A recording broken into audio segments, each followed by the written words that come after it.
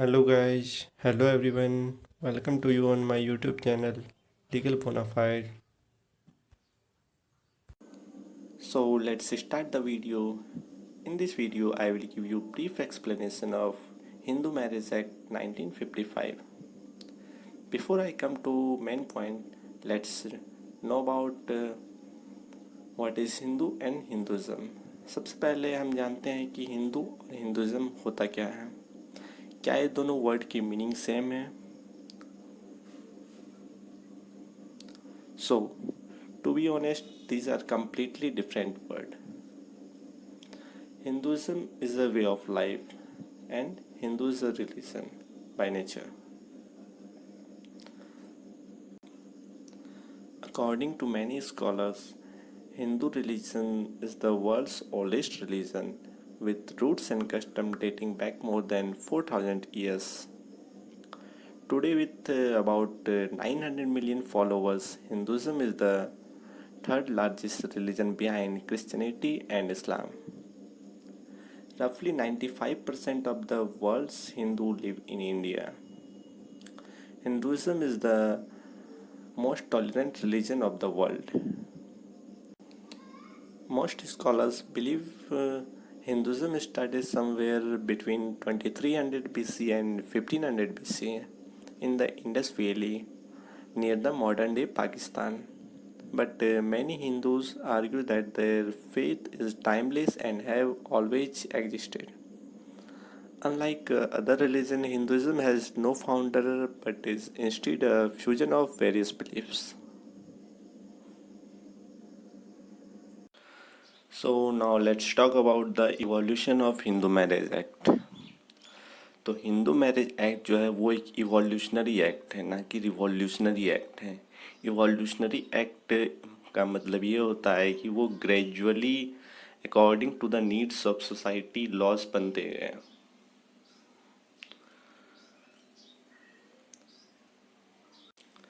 So, legislation of laws relating to Hindu marriage began from the year 1829 when sati was abolished by the law and declared as an offence. The Bengal Regulation Act, which has banned the sati practices in all jurisdictions of British India, was passed on December 4, 1829 by then Governor General Lord William Bentinck. And the regulation described the practice of sati as revolting to the feeling of human nature. Consequently उसके बाद फिर 1856 में Hindu window marriage act आता है, and the man behind this was Ishwar Chandra Vidyasagar, who was a famous Indian reformist and philanthropist. He challenged the Brahminical authorities and proved that the widow remarriage is sanctioned by Vedic scripture. He made the British authorities and forced them to bring the Hindu Widow Remarriage Act. And उनके effort से Hindu window remarriage act आया. After that, in 1860, polygamy was abolished. Further, in 1937, Arya Samaj Validation Act recognized the legality of the intercaste marriage. तो पहले intercaste marriage allowed नहीं था, but according to the needs of society, जैसा कि मैंने बोला है, तो लॉज बनते गए. And in 1949, Hindu Marriage Validity Act was passed and it has legalized the inter-religious marriage. And finally, after independence, Hindu Marriage Act was passed on 18th May 1955. So this was the evolutionary way of evolving the Hindu Marriage Act.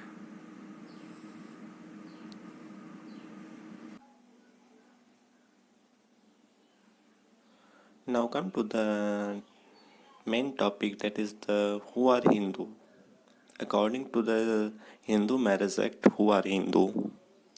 So applicability of section 2 अब देखते हैं. To any person who is Hindu by religion, ये तो हो गई. including Virashaiva and Lingayat, और a follow-up ब्रह्म समाज, प्रार्थना समाज और आर्य समाज, वो सारे हिंदू में कंसिडर किए जाएंगे. First point. Second point is the any person who is Buddhist, Jain और सिख बाय रिलीजन, वो भी हिंदू में काउंट किए जाएंगे. And third and next is person domicile in territories who is not Muslim, Christian, Jews, Parsis by religion, unless it is proved that any such person would not have been governed by Hindu law or any custom or uses as a part of that law in respect of any of the matters. Now come to the section 3 of Hindu Marriage Act. It gives the definition. First is the custom and uses. Custom and uses signifies any rule which have been continuously and uniformly observed for a long period of time. कोई भी local area में continuously अगर कोई rule follow कर रहे हैं तो वो. Second is full blood and half blood. In case of the full blood and half blood, it will be related to each other by full blood when they are descendant from the common ancestor by same wife, and half blood will be when they are descendant from common ancestor by different wives. Next is uterine blood. Uterine blood, that means that will be the same procedure but by different husband. Fourth is the Sapinda relationship and degree of prohibited relationship. These are the most important thing. Sapinda relationship means pind, that is particle from the same body.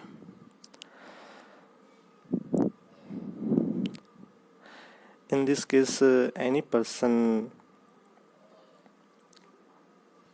it will be extend to any person up till third generation, inclusive in the line of ascent through the mothers, and fifth in the line of ascent through the fathers.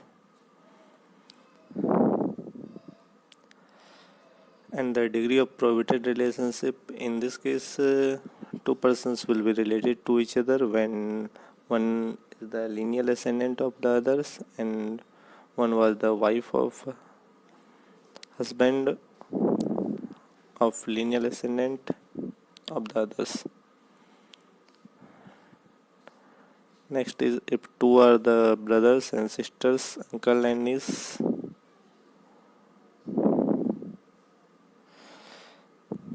These two relations are the most important, and there is provision of marriage in this relation.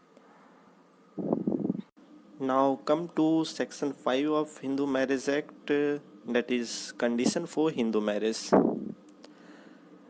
सबसे पहला condition ये है कि neither party has sponge at the time of marriage. मतलब ये कि कोई भी दोनों में से कोई शादीशुदा नहीं होनी चाहिए, अगर है तो डिवोर्स ही होनी चाहिए. Next is incapable of giving valid consent due to unsoundness of mind.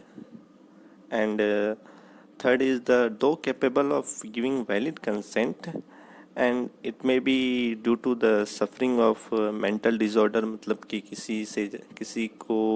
किसी की बीमारी का फ़ायदा उठाकर कोई या फिर मेंटल डिसऑर्डर से सफ़र कर रहा है तो उससे ज़बरदस्ती उसका फ़ायदा उठाकर उसी की शादी करा दी गई.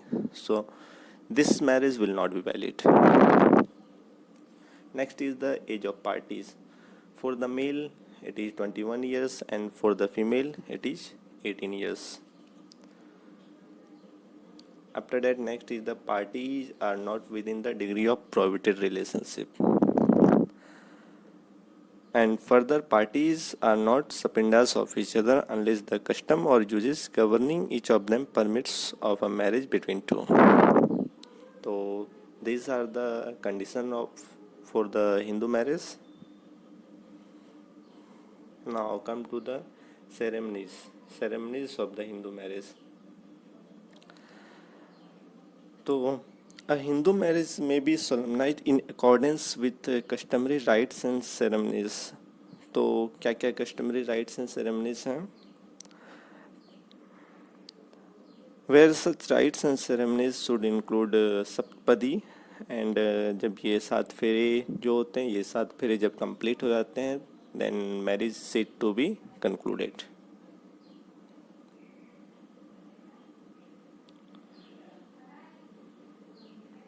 Next is the RCR, restitution of the conjugal right.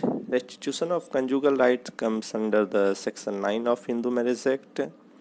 It means that ऐसा होता है कि ड्यू टू द जब कपल्स की शादी हो गई तो ऐसा होता है कि डोमेस्टिक वायलेंस हुआ या फिर कुछ आपसी विवाद हुआ, तो ऐसा हो तो दोनों में से कोई due to without unreasonable excuse may be withdrawn from the society, and after that what happens, the husband file petition to the district court for the restitution of the conjugal right. मतलब कि marriage को restore करने के लिए ये rights बनाया गया है RCR, और ये सिर्फ वैलिड मैरिज पे अप्लाई होता है.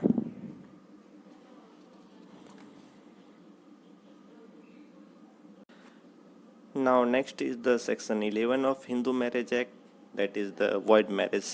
मैरिज void कब होंगे? void मैरिज होने के लिए 3 कंडीशन है. पहला है कि इनकेपेबल ऑफ कंसेंट, जैसा कि हमने पहले ही आपको बताया है कि अगर वो कंसेंट फ्री नहीं था, ज़बरदस्ती जबरन शादी कराई गई, तो वो शादी void होगी. नेक्स्ट इज़ सपिंडा रिलेशनशिप, ये भी हमने एक्सप्लेन किया है कि सपिंडा क्या होता है. And degree of prohibited relationship means अगर रिलेशनशिप में कजन हो या फिर अपने रिलेशन में शादी नहीं हो सकती है simply. Now come to the next voidable marriage. What is voidable marriage? Voidable मतलब कि वो वैलिड हो सकता है और वॉइड भी होगा. Next is voidable marriage, section 12 of Hindu marriage act. Voidable marriage मतलब कि वो वैलिड भी हो सकता है और वो वॉइड भी हो सकता है.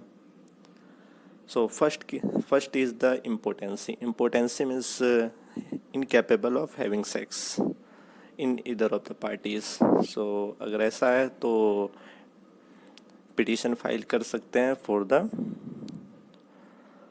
Dissolution of marriage for the decree of nullity. And next is minor. Minor के लिए हमने पहले ही बताया है कि अगर वो चाइल्ड मैरिज किया गया है तो डिपेंड अपॉन द पार्टी, तो वो वॉइड हो सकता है. After that next is the respondent was pregnant at the time of marriage by other person. अगर शादी के समय वो प्रेग्नेंट है. And next is fraud. अगर ऐसा होता है कि गलत इंफॉर्मेशन दे के शादी की गई है तो वो मैरिज जो होगी वो in case of fraud that will be void. And after that next is no marital intercourse after the marriage. Means कि marital intercourse with consent of petitioner has not taken place since the discovery by petitioner of existence. Now come to section 13 of the Hindu marriage act, divorce. Divorce के 7 to 8 grounds हैं. तो सबसे पहले हम starting से देखते हैं. पहला ग्राउंड एडल्ट्री. एडल्ट्री मतलब ये होता है कि after the solemnization of marriage any one of them has voluntary sexual intercourse with any other person other than his or her spouse. Next is cruelty. Cruelty का मतलब ये होता है कि after the solemnization of marriage treated the petitioner with cruelty.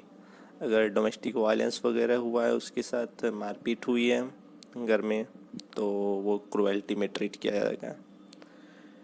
Next is डेजर्सन. डेजर्सन मतलब ये होता है कि छोड़ देना एक तरह से. Has deserted the petitioner for continuous period of more than 1 year. Next is conversion. Conversion मतलब ये कि अगर वो हिंदू रिलीजन को कन्वर्ट करके कोई और अनदर रिलीजन में चले गया है तो that will be the ground for divorce. Next is unsoundness of mind. अगर वो मेंटली डिसेबल है तो फिर वो डिवोर्स का ग्राउंड होगा. फिर है वेनेरल डिजीज़. अगर कोई ऐसा डिजीज कम्युनिकेबल डिजीज से वो सफ़र कर रहा है तो that will be ground for divorce. Renunciation मतलब कि उन्होंने सब कुछ छोड़ के मतलब ऐसा रिनंसिएशन मतलब ये हुआ है कि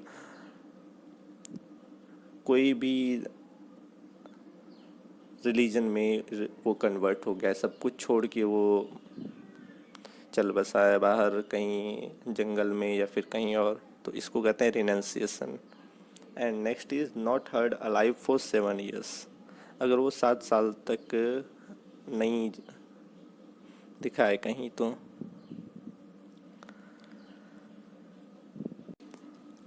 नेक्स्ट इज द 13B।